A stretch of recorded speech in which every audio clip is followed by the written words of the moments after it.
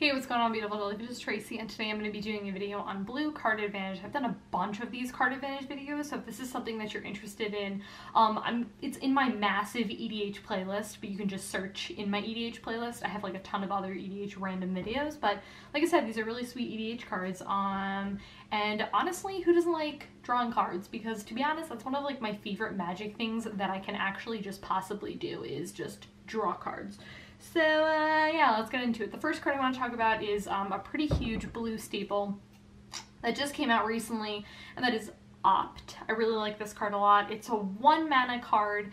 This works really well in basically all blue EDH decks. To be honest, I need to actually get this card for Thoughtscour, so I'm reminding myself that I need to get this card. It's really sweet. It's really simple. You scry 1, you draw a card. Instant speed, 1 mana, blue. I love cards like this.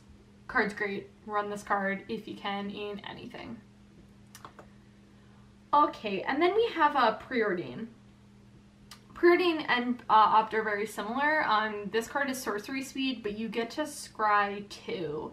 So if you're contemplating, if you're like, hey, I'm in between like Opt and Preordain, for example, just because I talked about them back to back, I just think it depends. If you're running like one or the other, like I would honestly just run both of them, like if you can squeeze it in there, but if you're thinking of running one, I think it just depends. I mean, they're both really fantastic cards, but scrying 1 and scrying 2, I mean, and one's at sorcery and one's at instant, like I think it just depends on the needs of your deck and what you're trying to fulfill. I'm a huge fan of Preordain though. I've run this card in Thoughtscour, and when I had my Talrand EDH deck, I ran it in there as well.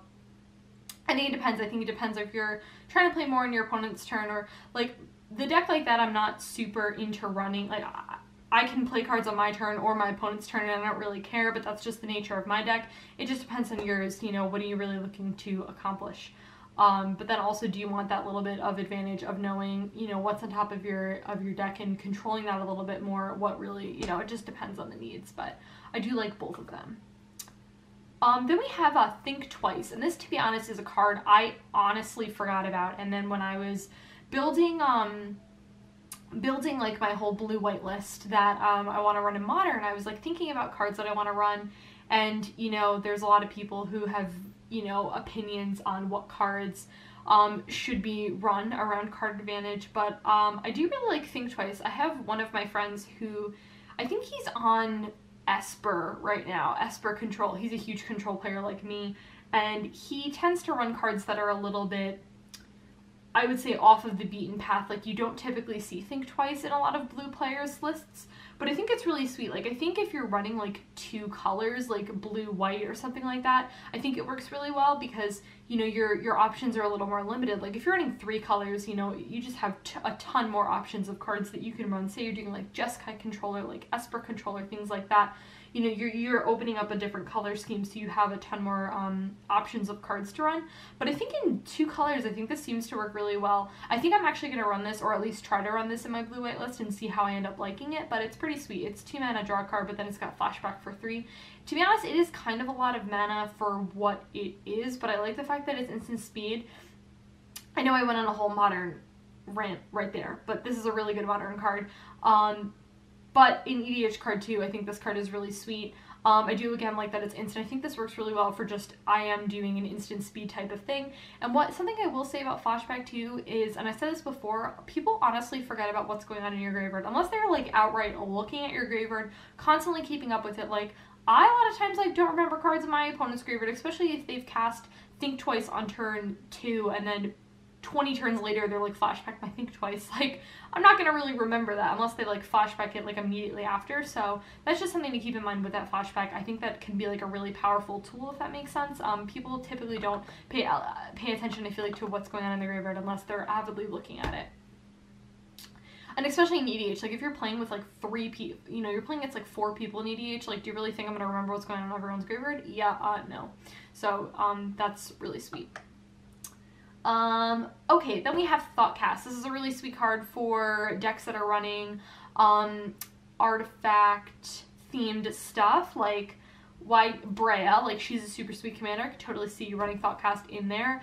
It's got affinity for artifacts, so obviously you're going to need to be running a handful of artifacts for this card to be most effective, I would say, because honestly, for 1 mana, drawing 2 cards is really sweet, and especially in EDH, you know, you have like access to really cheap, like mana-wise, you know, artifacts, so you can potentially cast this on, you know, early stages of the game. Even if you're like casting this for, you know, 5 mana, like later stages of the game, it doesn't really matter. Drawing 2 cards is still really sweet at sorcery speed for that. Yeah, card's great. Okay, card I don't think I've ever really talked about on my channel is Blue Sun Zenith. This is a sweet magic card. It's X mana and then 3 blue. Instant speed, you draw X cards, and then you get to shuffle this card back into your library, which is awesome, and I really appreciate that.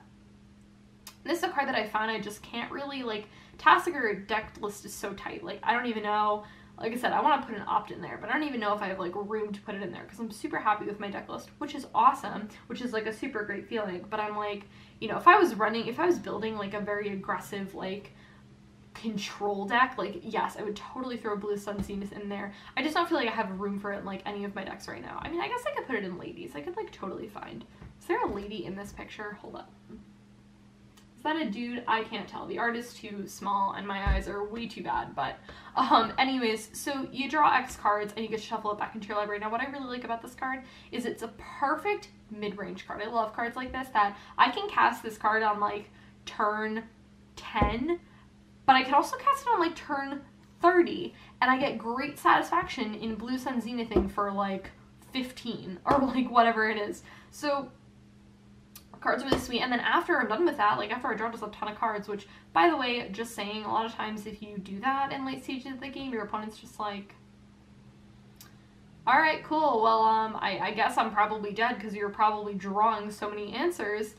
You get to shuffle it back into the deck, and you have the potential to draw it again. And you're running this card, assumedly, with other card advantage cards, so it's like you have the potential to draw it even sooner. Card sweet. Okay, card that I think a lot of people forget about, to be completely honest, that is Comparative Analysis.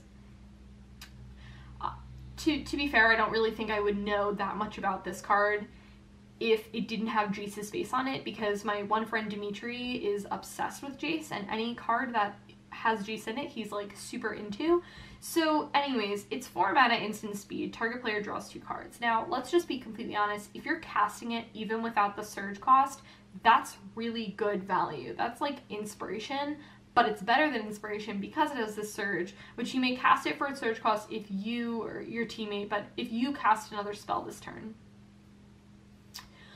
I wonder in games of like 2-headed giant, like if you're doing like casual 2-headed giant, I'm assuming that counts. I don't really like do something like that. I don't really play 2-headed giant casually, but hey, listen, I'm sure you could. I haven't played 2-headed giant, actually, I should say recently, like casually.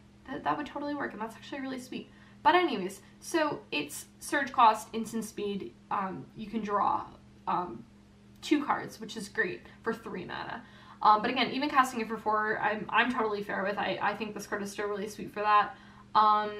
Yeah, and I really like this card with, you know, cards like, if you're like, hey, I'm gonna like cast like Preordain or whatever beforehand, so I really like, or like, Opt. I think this card works really well with Opt if you just like happen to have those cards, or cards that are similar to Opt that are like 1 mana, if you really are desperate in early stages of the game where you just need to draw a little bit of cards. But again, having this card on turn like 17 or turn 30, it's still really sweet.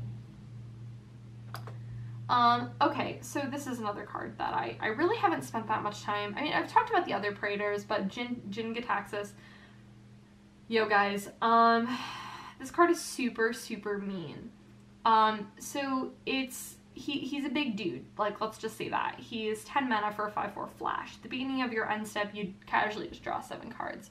So really, you know, if you have no maximum hand size, you know, you're like, alright, cool, I'm just gonna like keep drawing cards. And then your opponent's maximum hand size is reduced by 7, so that basically means that they don't have a hand size. So yeah. Card is very, very mean. If you're looking for a creature that gives you a little bit of card advantage, or gives you, it's not even a little bit of card advantage, it is card advantage straight up. But then also is super rude to your opponents. Jin-Giitaxias is probably a really good card for you. Yes, it's totally a lot of mana, but it just does a lot of different things. And it's got flash, which is great. It's also got a nice body on top of that. It's a 5/4. And I mean, honestly, who just doesn't want to draw 7 cards at the end of your turn? Because I do.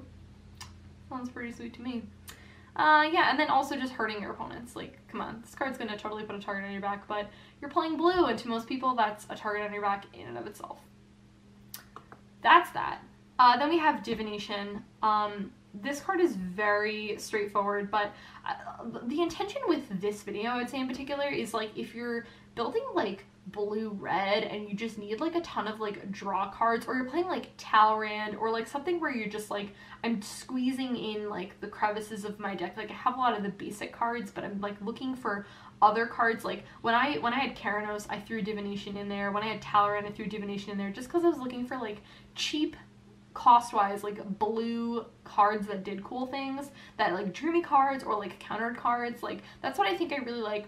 And I am going to film that Talrand EDH deck, which is like a super aggressive, like you counter everything and you just draw all the cards. Like it's a super simple deck.